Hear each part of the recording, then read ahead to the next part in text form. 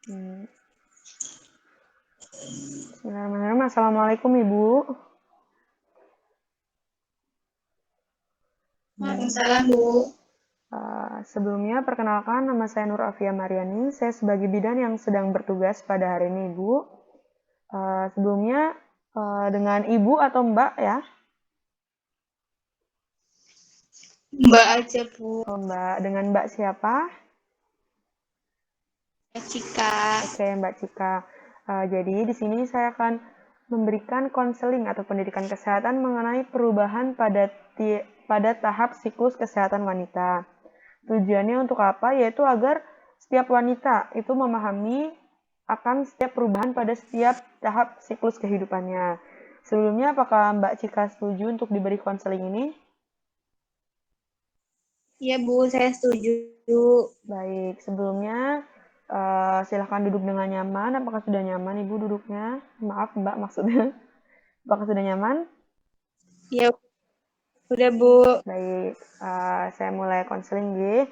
Jadi, uh, pendekatan siklus hidup kesehatan wanita itu yaitu mengetahui sedini mungkin permasalahan kesehatan yang terjadi pada setiap tahapan kehidupan wanita. Jadi masalah mendasar kesehatan wanita ini ternyata itu telah terjadi jauh sebelum memasuki usia reproduksi yaitu usia 15 sampai 49 tahun. Jadi status kesehatan wanita semasa dia masih kanak-kanak atau remaja itu sangat mempengaruhi kondisi kesehatannya saat hamil dan saat bersalin. Dan demikian seterusnya, yaitu ketika wanita nifas, yang menentukan kondisi wanita nifas yaitu saat dia sedang hamil atau bersalin. Maka memahami mengenai siklus kehidupan kesehatan ini sangatlah penting bagi wanita. Kemudian selanjutnya, saya akan menjelaskan mengenai masa siklus kehidupan wanita itu ada 5, Ibu. Maaf, Ibu lagi Mbak ya, Mbak Cika. Ada 5. Yang pertama ada masa intrauterin, kemudian yang kedua ada masa bayi dan kanak-kanak, kemudian yang ketiga ada masa pubertas, kemudian yang keempat ada masa reproduksi, dan yang kelima atau yang terakhir ada masa klimakterium. Saya akan jelaskan satu-satu, nggih. Untuk yang pertama yaitu mengenai perubahan yang terjadi pada masa intrauterin. Masa intrauterin itu apa? Yaitu masa ketika kita masih ada di dalam perut atau ketika kita masih menjadi janin, seperti itu.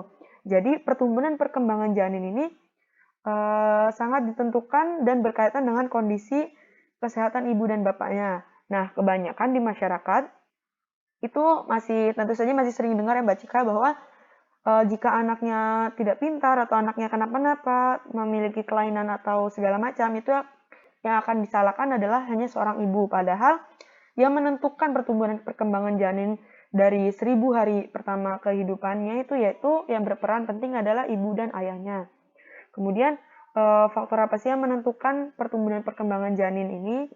Yaitu ada 3 faktor. Yang pertama ada faktor dari ketercukupan gizi atau nutrisi pada intrauterin itu sendiri agar tidak terjadinya kasus BBLR. Sebelumnya Mbak Cika apakah tahu BBLR? Jadi BBLR itu adalah berat bayi lahir rendah atau kekurangan nutrisi seperti yang sudah saya katakan sebelumnya. Maka ketercukupan gizi atau nutrisi ini sangatlah penting pada masa intrauterin agar tidak terjadi juga stunting, guys. Kemudian selanjutnya ada ketercukupan psikologis. Jadi pada masa intrauterin ini psikologis ibu ini sangat berperan penting untuk kehidupan seorang anak selanjutnya. Misalkan ibunya ini nih selama hamil sedih terus, nanti bisa juga berpengaruh pada bayinya. Bayinya juga bisa jadi melankolis seperti itu contohnya. Kemudian yang ketiga, faktor penting ketiga yaitu mengenai religius. Jadi selama kehamilan seorang wanita atau seorang ibu itu disarankan untuk mendekatkan dirinya kepada Tuhannya. Misalkan di Islam nih harus rajin ngaji, disarankan harus rajin ngaji, kemudian sholat juga, karena kan berpengaruh pada kehidupan anaknya selanjutnya. Kemudian yang selanjutnya adalah, siklus selanjutnya adalah perubahan yang terjadi pada masa bayi dan anak-anak. Nah, jadi masa bayi dan anak-anak ini kebutuhan yang harus tercukupi kan tadi ada 3 yang sudah saya sebutkan, nutrisi, psikologis, dan religius. Nah, pada saat bayi dan anak-anak ini ada tambahan satu lagi, yaitu mengenai keterbutuhan hubungan sosial.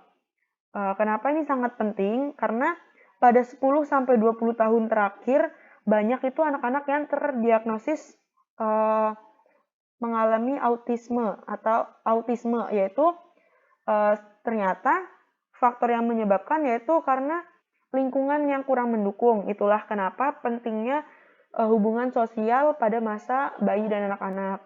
Kalau bisa nanti sebagai orang tua, Mbak sebagai wanita yang akan nanti menjadi orang tua, itu harus menyadari bahwa betapa pentingnya hubungan sosial untuk perkembangan dan pertumbuhan anak selanjutnya. Kemudian selanjutnya ada siklus yang terjadi pada masa pubertas atau perubahan pada masa pubertas, yaitu masa awal diketahuinya berfungsinya alat-alat reproduksi wanita. Biasanya mulai diketahui masa pubertas ini ketika wanita mengalami menstruasi, nggih. Nah, itu baru bisa mengetahui bahwa sudah terjadi perubahan masa pubertas seperti itu. Kemudian banyak yang banyak kejadian anemia pada remaja putri khususnya karena biasanya mengalami menstruasi, sehingga kebanyakan menyebabkan anemia dan kurangnya informasi bahwa anemia itu bahwa saat menstruasi wanita itu harus banyak mengkonsumsi Fa atau zat besi seperti itu. Kemudian yang selanjutnya ada masa reproduksi, yaitu masa kesehatan wanita dewasa yang paling optimal dengan bisa memperhatikan keteraturan menstruasinya. Kan tadi kalau masa pubertas itu mulai menstruasi, kemudian kalau reproduksi itu ketika sudah memperhatikan keteraturan waktu menstruasinya, sehingga pada periode ini atau pada masa reproduksi ini wanita akan memasuki fase kehamilan, kemudian bersalin, nifas, dan KB seperti itu. Kemudian muncul permasalahan-permasalahan yang sudah saya sebutkan tadi seperti anemia. Kemudian ketika sudah hamil ada abortus, infeksi intrauterin. Kemudian ada praktik tradisional yang berbahaya yang berpengaruh kepada wanita seperti itu. Kemudian selanjutnya yang terakhir adalah siklus masa klimakterium, yaitu siklus ini biasanya terjadi pada usia di atas 45 tahun dengan ditandai yaitu mulainya ketidakteraturan menstruasi, bahkan sampai berhentinya menstruasi secara berturut-turut selama 12 bulan seperti itu, Mbak.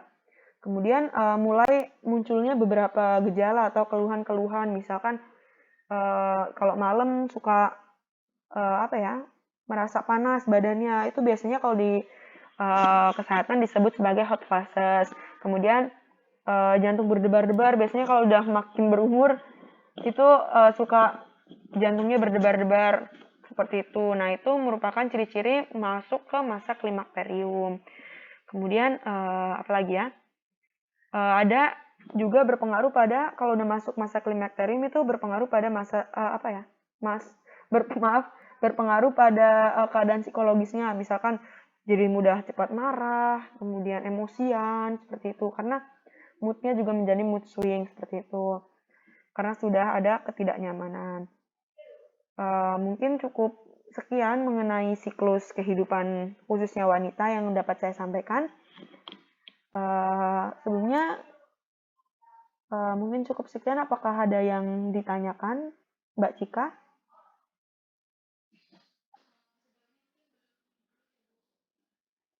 Baik, jikalau belum, mungkin nanti bisa ditanyakan personal chat atau telepon, G.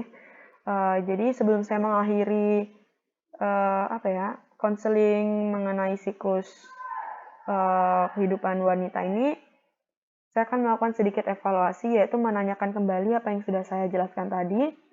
Jadi tadi saya menjelaskan mengenai masa pubertas. Itu ditandai dengan apa, Mbak, masa pubertas? Dengan mulai?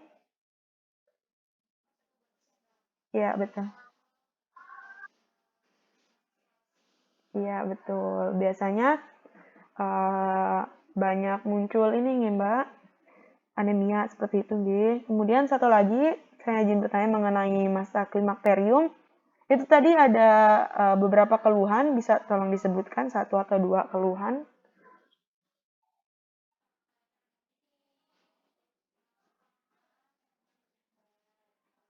Ya, terima kasih. Jawabannya sudah bagus sekali dan saya anggap Mbak sudah memahami apa yang sudah saya jelaskan, G. Mungkin cukup sekian yang dapat saya sampaikan. Kalau memang ada yang tiba-tiba ingin ditanyakan, bisa langsung personal chat atau telepon ya, atau hubungi tenaga medis.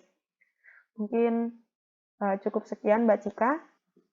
Boleh saya akhiri? Baik, terima kasih karena sudah memperhatikan. Saya akhiri. Wassalamualaikum warahmatullahi wabarakatuh. Sama-sama, Mbak.